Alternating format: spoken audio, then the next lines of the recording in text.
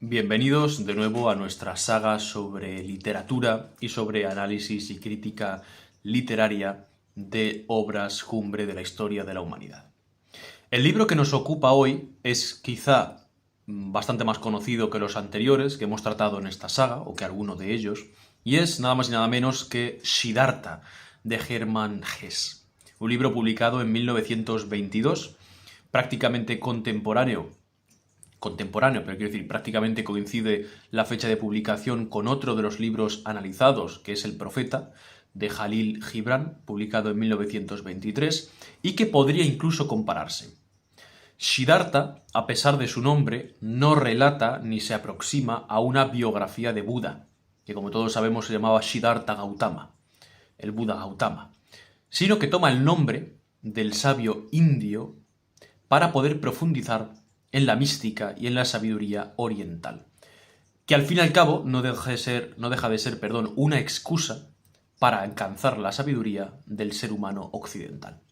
Si bien Jalil Gibran en el libro El Profeta, siendo él oriental, siendo él libanés, busca el misticismo en la figura del profeta, de ese profeta que le da el título a su obra y además de ese profeta que es el protagonista de su obra, Al-Mustafa se llama, y si bien toma el barco como símbolo de partida, es decir, el barco en el que abandonará Orfales, ese lugar en el que ha vivido durante 12 años, para abandonarlo y regresar a su isla natal, el libro Siddhartha, escrito por Hermann Hesse, toma como símbolo el río. El río como símbolo y como imagen de lo que fluye, de lo que pasa y de lo que nunca permanece. Siddhartha cuenta la historia de un joven que busca la sabiduría. Se nos dice en una de las citas del libro que se puede transmitir el conocimiento, pero que no se puede transmitir la sabiduría. Y precisamente por eso descubre un día que todo lo que le han enseñado sus padres, sus maestros y todos los libros que ha leído, incluso la religión, carecen de significado para él, carecen de un valor personal, y decide dejarlo todo atrás. Decide dejar a su familia, decide dejar sus posesiones, pues tenía un estatus y una posición socioeconómica bastante alta, nuestro protagonista.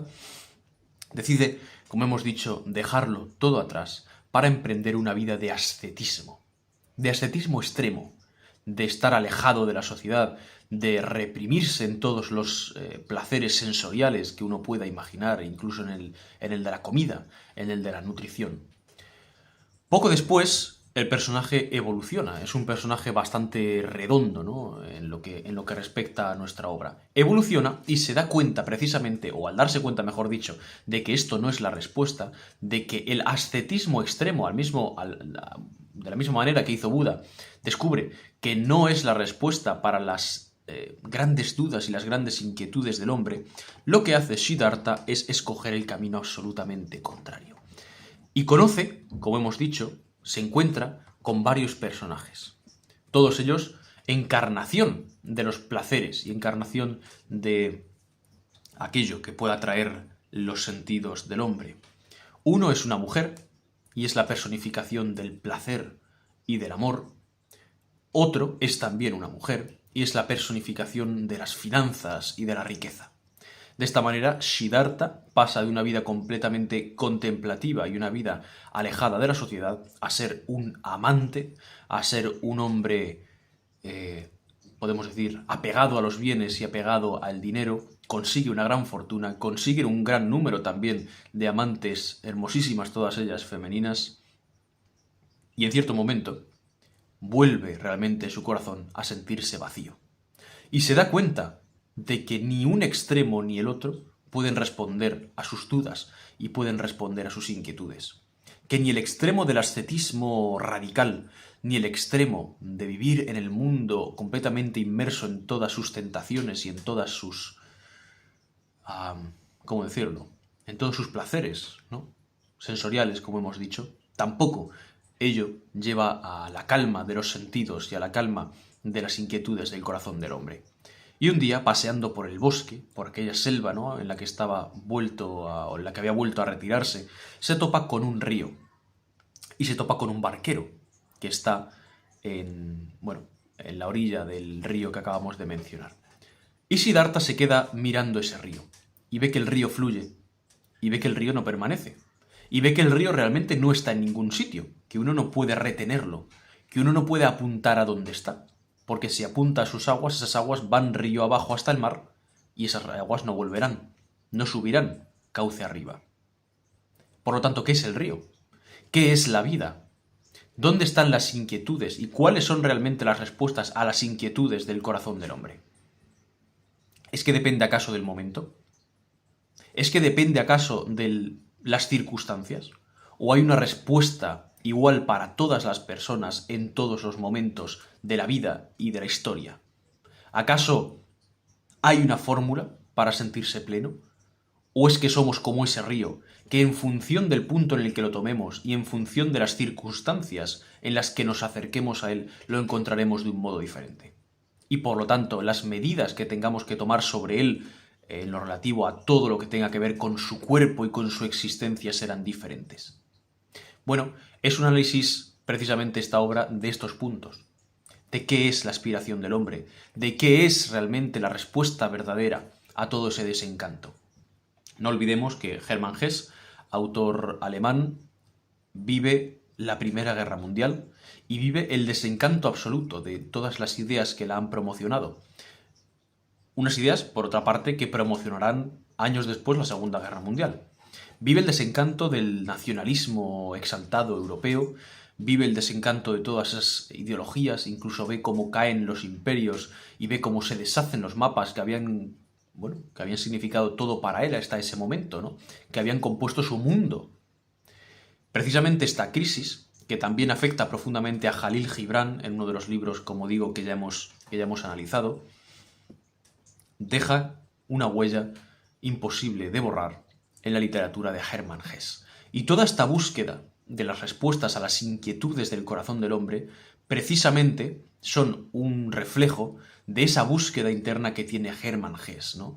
Tan unido también con el movimiento o la disciplina del psicoanálisis. No olvidemos que él fue paciente de uno de los discípulos de Jung. Ese mundo apasionante, ¿no? Y tan convulso y tan difícil de principios del siglo XX. Un siglo que, por cierto, dicen los historiadores que ha sido el más sangriento de la historia de la humanidad, solamente salvando el siglo XIII. Bien, a continuación procederé a leer algunos de los fragmentos de este libro, Siddhartha, de Hermann Hesse, y ustedes juzgarán, como hemos dicho, la profundidad, ¿no?, de las ideas y del camino que marca esta obra. Cuando alguien está buscando, dijo Siddhartha, entonces podría suceder fácilmente que lo único que sus ojos todavía ven es lo que busca, que no puede encontrar nada, dejar que nada entre en su mente, porque siempre no piensa en nada más que el objeto de su búsqueda. Porque no tiene un objetivo, porque está obsesionado con el objetivo.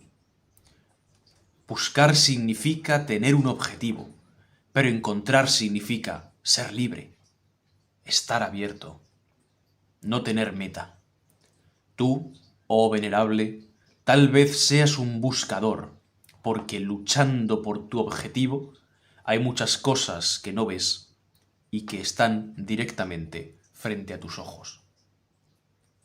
Pero solo me interesa poder amar al mundo, no despreciarlo, no odiarlo ni a él ni a mí, poder mirarlo y poder mirarme a mí y a todos los seres con amor, admiración y gran respeto. El conocimiento puede transmitirse, pero no la sabiduría. Se puede encontrar, se puede vivir, se puede transportar con él. Se pueden hacer milagros con él, pero no se puede expresar con palabras ni enseñarse. Esto es lo que quieres decir. ¿No es así, acaso?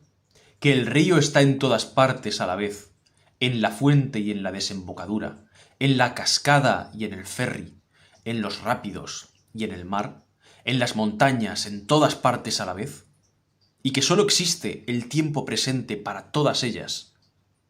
¿No quieres decir eso, acaso? ¿No es acaso la sombra del pasado? ¿Acaso no es un río la sombra del futuro?